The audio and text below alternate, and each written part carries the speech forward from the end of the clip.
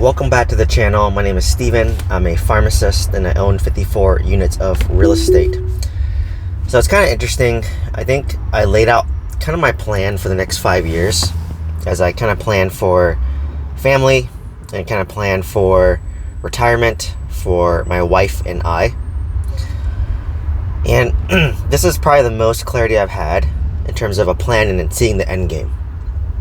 And in a weird way, by seeing the end game and having clarity, it's able to kind of make me like relax a bit, because I just know I just follow the plan, and there will be hiccups in the plan, but for the most part, high level, if I follow the plan, I can hit my goal of financial freedom. I can lay a nice financial foundation and basically retire my wife, Christine, and probably for me, I could be at minimum part-time or at maximum part-time. At minimum, maybe I can take just contractor jobs or maybe not work at all, depending on how the market does over the next 5 years. But my next moves are, we're both going to continue to work.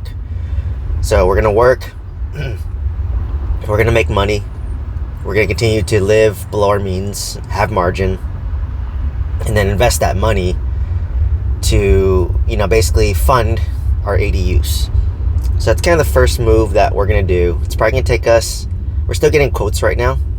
I was just quoted for a 900 square foot, 3-bedroom, 2-bath detached, plus a 400 square foot junior ADU converted garage for about $350,000, which is about $270 per square foot. So, a little bit higher than I would have liked, because they quoted me $255 for 1,000 square foot detached only, which is $255 per square foot. So I don't know if maybe on a per square foot basis, the junior ADU is more expensive, and that might be the case, because regardless if you have a 3-bedroom or a 1-bedroom, you're going to need a kitchen, which has a fixed cost. You're going to need a bathroom, which has a fixed cost. You're going to need, electrical, plumbing, which has a fixed cost. But the lumber and the drywall obviously is going to be a little cheaper for the converted garage. So I kind of did the math, but the back unit was roughly around $255K, and then the converted garage was roughly around close to $100,000. And I was quoted for a converted garage for around, I think, 130 to 170, I believe. So maybe that just might be the going rate for converting a garage into like a 1-bedroom unit, because you're going to need, typically those will have mini splits in them as well. Another thing that I wait for is I'm waiting for a quote to see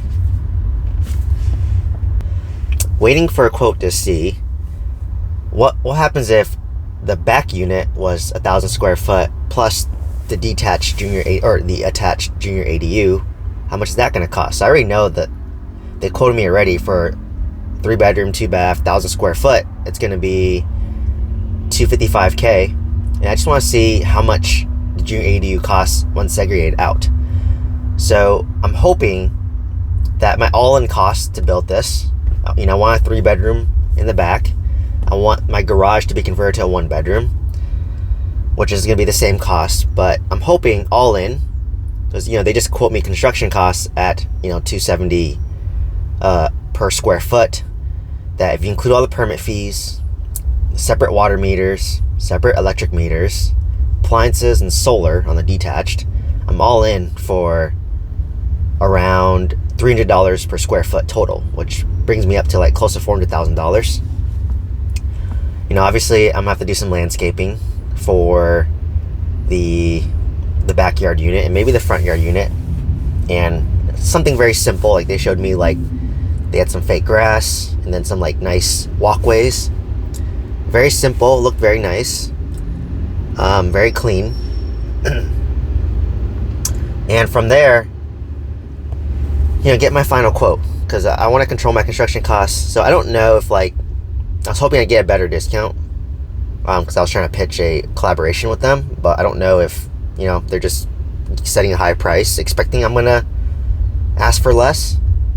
when I always ask for less, right? I always try to negotiate, but give value. So if I ask for a discount, I'm typically gonna give value by saying, hey, I'm gonna help market you guys, and if you do good work, then and I get referrals, give me a referral fee. So give me a discount now, and then give me a referral fee if anyone goes over. And I want to document the journey and help them get more eyeballs, hopefully more business, because they're my fellow Vietnamese. So I want to help my people if I can. So if that costs $400,000, and let's just say, for sake of math, I finance half using a line of credit against my stocks at 8% interest, and the other half I pay cash. So that's going to be, and these can rent out $3,700 for the back unit, $2,500 for the garage. That's about $6,200 a month in rent, which is about $72K a year. And basically, if I have a $200,000 loan at 8% interest, I think my monthly cost is, I think it's like around $2,000 a month, something like that, or close to $2,000. So imagine if, let's just say my cost is $2,200 a month. I'm getting $6,200 a month in rent. I have net positive cash flow of $4,000 a month. Yes, my property tax is probably going to go up. Yes, my insurance is going to go up, but it cannot go up more than $200 a month. So I have $4,000 a month in positive cash flow. I can take that $4,000 extra a month and then use that to pay down the line of credit faster. And what we would do is, we'll continue to work. We'll take the cash flow and dump it at the line of credit to pay it off faster. And hopefully we can pay this off in maybe a year and a half. And from there, once it's paid off, now we're cash flowing net probably like $6,000 a month, and it's owned free and clear. So I kind of did the calculation. If you took $400,000 and you divide that by $720,000, which is your gross annual cash flow, divide that by your all-in cost of $400K, you're almost at like an 18% cash on cash return, which is really good, right? And this is a guaranteed 18% cash on cash return, assuming it's rented out. And for me, I want to offer a good product. I want to offer nice finishes, so it attracts a tenant long term, and their finishes are very nice. So I might spend a little bit extra on the kitchen, a little bit extra on the bathroom to give it that more luxurious appeal, and then hopefully attract that nicer tenant that stays long term, which is the most key. So that's kind of like the cash cow that I'm going to build with my triplex. And what I want to do as well, so that's kind of move one I'm going to do, is basically do this ADU and then take all the cash flow and then pay off this line of credit I'm using and own it free and clear, and I'll be in a much stronger cash flow position. And then what I want to do is, after that's kind of taken care of, I want to start making extra principal payments to my primary residence. So maybe $1,000 a month, $1,500 a month. I asked ChatGPT, hey, my loan is $850K. I'm 30-year term. I'm on year 1 of my term. How much extra principal payment should I make in order to have the best return on my money? And they calculated out that it was roughly between $1,000 and $1,500 extra a month, which isn't bad. And that would shave off about 12 years off my loan term, and they calculate how much interest they save you as well. So we're probably going to do that. Another thing we might do is, if interest rates continue to drop, I might refinance this into a 20-year term. But if I can go from a 6.5% 30-year term, and let's say my monthly mortgage is $5,500 a month, and I can convert this to a 5% interest rate on a 20-year term, my monthly cost is $5,500 a month, roughly. So if it's like equal in terms of cost, that's not bad, because when you have a 20-year term, what's the difference? You're gonna have more principal pay down. So right now I'm only paying down like $600 a month with principal pay down, but on a 20-year term, maybe I'm paying down, over $1,000 a month, and you can pay off your loan a lot faster, right? So I'll make extra principal payments. I don't know if I'm gonna refinance or not. I'm hoping Charles Schwab has a product where because I have assets with them, they'll give me a discount, hopefully not that many points, and then I can continue doing, making extra principal payments. Or a move I can make is, sell one of the first homes I bought that, break even, because the rental market is not as great, pay the taxes. Or if I live in it for 2 years as a primary, I can reduce some of my taxes. And then from there, basically, I could sell it, pay taxes, long-term capital gain tax, depreciation recapture tax, and use that money to pay off my primary residence to save me a $5,500 a month mortgage. So that's kind of a move that I'm going to have to make. So the first move is going to increase my cash flow by $6,000 a month, and the second move is going to lower my expenses by almost $6,000 a month. Another move that I'm probably going to do is 1031 exchange my 20 unit into 2 to 3 rentals in Huntsville, Alabama, assuming it's good. I'm going through a bad tenant right now. Kind of side tangent, but let's just hold that the tenant didn't pay September, said they'd pay late, and they gave him a check, but the check bounced and it had non-sufficient funds.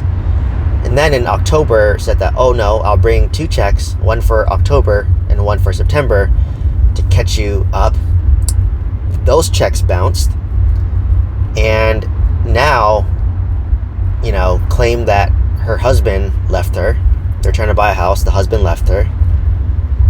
We don't know if it's true or not. It's most likely a lie, but the husband left her in the middle of buying a house.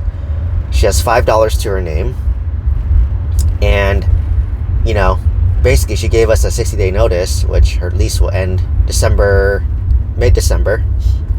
So she's going to have to owe November plus prorated rent for December. And she said that, can she go on a payment plan?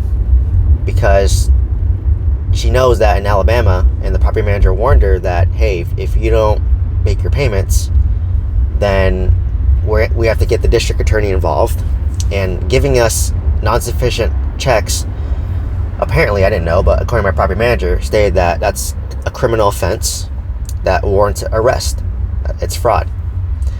So we based it that, hey, giving us these 3 checks that bounced and non-sufficient funds is a criminal offense. And, if you don't communicate with us, we're going to send the district attorney after you. And what they're going to do is they're going to put a lien and garnish your wages to then, let's say if you owe me at the end of all this, let's just make it easy math, $8,000.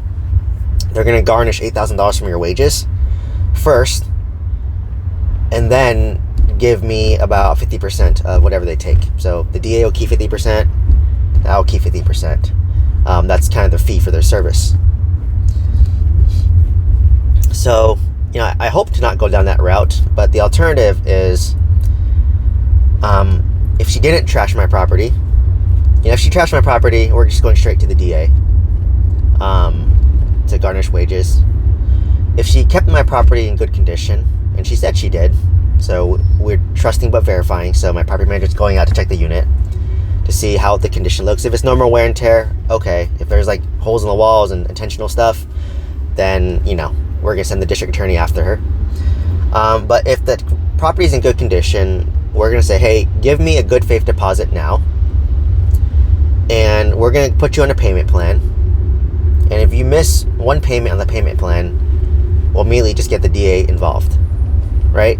Because, we want to make good of your word, but so far, your word has been 1 bounce check and then 2 additional bounce checks.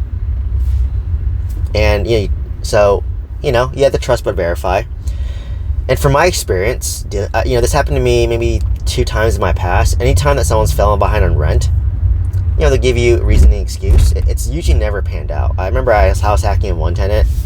He said he'd pay back, and then one day I went on a trip for a 3-day vacation, and I came back and he just fled the property. Lost maybe $2,000, not the end of the world. And another tenant that we house hacked with owed me about $2,000, and he actually signed an agreement saying that, hey, this is a payment, I agree to pay you this, And then he just never paid and ghosted me after that. I probably could have filed a small claims court, and they could put a small lien on his car or his wages, but I was like, whatever, it's $2,000, and I don't want to deal with that headache over that money. It's just a cost of doing business. But obviously this one, it's a higher amount, and if she trashed my property, then it's a different story. But we'll see, but like I said, I kind of have a sour taste because it's never really panned out on a payment plan. Because people who live paycheck to paycheck, it's unfortunately a mindset, and they're just spending more than what they make, and that's really what it is. And they're not cognizant of how they spend and how they live their life. Because a lot of times, this is the negative, the cynical side of me in real estate. Like I remember my property managers would say, oh, this tenant hasn't paid rent, and then they have like a nice car, right? Or this tenant hasn't paid rent and they have a nice new TV. So, obviously priorities are a little bit off. Like if you truly prioritize paying back your rent, maybe you would sacrifice or delay buying the TV until, you paid back what you owed. So, it's kind of like a lifestyle thing. So, like I said, they say, oh, times are tough, but like I said, the actions don't align with what they're saying. So I get skeptical, right? Because if I owed someone money, I would sacrifice some luxuries for a bit until I got squared away, and then I would pay that back. Like one tenant, they owed me since like March, and it's been almost 7 months, and they haven't paid anything of what was owed to me.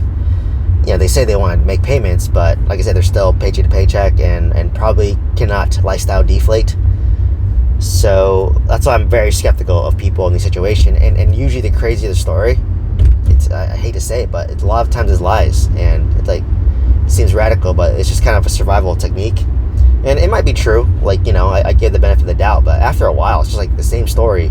Like one tenant, oh, I'm late because I got a new job and the direct deposit didn't work. Oh, I'm late because, the bank did this. The bank website doesn't work. Oh, I'm late because of this. Late, like it's any excuse under the moon. But ultimately, actions speak louder than words. And then I tell them that. I said, hey, like, I hear you. I empathize with your situation. But for me, actions speak louder than your words. So I'm going to trust you now. But if I keep on hearing these type of stories, my trust is going to slowly dwindle away. And then let's just go like that. So, because, people can forego their rent, but I can't forego paying the mortgage. Right? If I don't pay the mortgage, the bank will take back the property. If you don't make your car payment, they'll repo your car, right? In Asia, if you don't make your rent payment, they're going to change the locks and throw all your stuff out on the front lawn.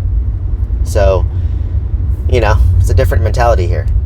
But anyways, gonna basically see if I want to tender exchange my 20 unit into like more homes in Huntsville, Alabama. And what I would do is I'd probably have to buy 3. 2 would be cash. 1 would be maybe 30% down. And then whatever left over, I pay the taxes on. Or I just could buy 2 cash.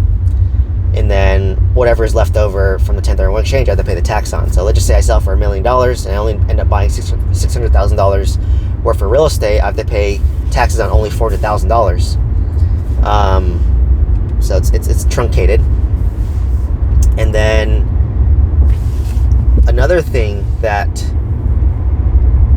I'm probably going to do is continue to save up my emergency fund and then invest in index funds and do that. So just continue doing what I'm doing and hopefully build up my YouTube business, and maybe it can make, decent amount of money. It doesn't have to make a lot, but decent amount of money. And then just follow that path for the next 5 years. So knowing that, it's just like, okay, my real estate is based on autopilot for the next 5 years. I just need to make those 3 moves. Build 2 ADUs, pay off the line of credit, sell a home to pay off my primary, and then 1031 exchange my 20 unit into 2 or 3 homes in Huntsville, Alabama. If I do that, I know I can do it over the next 5 years, and basically continue to save and continue to invest in index funds. So I know I can do that. I know I can hit that. That's definitely doable for me. And then from there, what I would do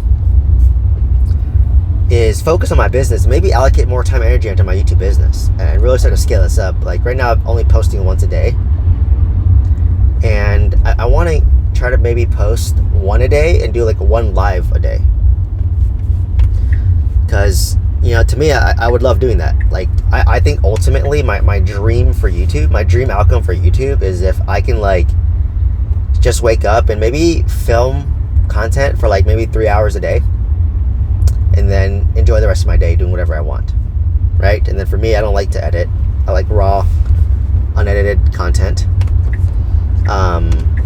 because it's just more natural to me, and the thought of editing sounds terrible to me. So that's why it's my approach and my mindset with that. So we'll see. I want to continue to focus on this, and then I think lives are going to become bigger. Obviously, I see all these streamers just doing lives, and they get so many views. So, more live in terms of educational content. And Dave Ramsey does that. He goes live 3 to 4 hours a day talking to people, and he gets it clipped up. So it's more sustainable for me. So, anyways, hopefully you found value. Like I've gotten a lot of clarity over my next 5 years. It's taken a lot of stress off of me, a lot of anxiety off of me. And it's just nice to be on a path, and then just follow the plan. Don't deviate from the plan. Don't have shiny object syndrome. Don't buy any more unnecessary real estate. I say that and a good deal comes across me, but don't buy any more unnecessary real estate. Just follow the plan, and basically I'll retire, right? Because if I were to buy, so just once again, lower my expense by $6,000, increase my income by $6,000 with the 2 ADUs, and if I have 2 paid off in Huntsville, Alabama, that's almost another $3,500 a month in cash flow. So that's almost $10,000 a month in additional cash flow, plus $6,000 in fewer expenses. So that's a $16,000 move there over the next 5 years. And I think that's enough for us to retire, because Christine and I, we live a very humble lifestyle. Like we don't need to spend a lot of money to find fulfillment. We prefer freedom, and we prefer to do what we want when we want. And of course we buy things, but we always wait for the sale. And we like kind of deal hunting, if I'm being honest. Like it brings us joy to find a good deal. So, so just continue what you're doing. So anyways, hopefully you found value. Hopefully you took some nuggets. If you want to join my school community on a free trial, if you want to do coaching, mentorship, send me an email, join my newsletter. You want a landlord insurance quote through Steadily, click on my link tree down below. Otherwise, please like, comment, subscribe. Hope to see you in the next one. Thank you so much.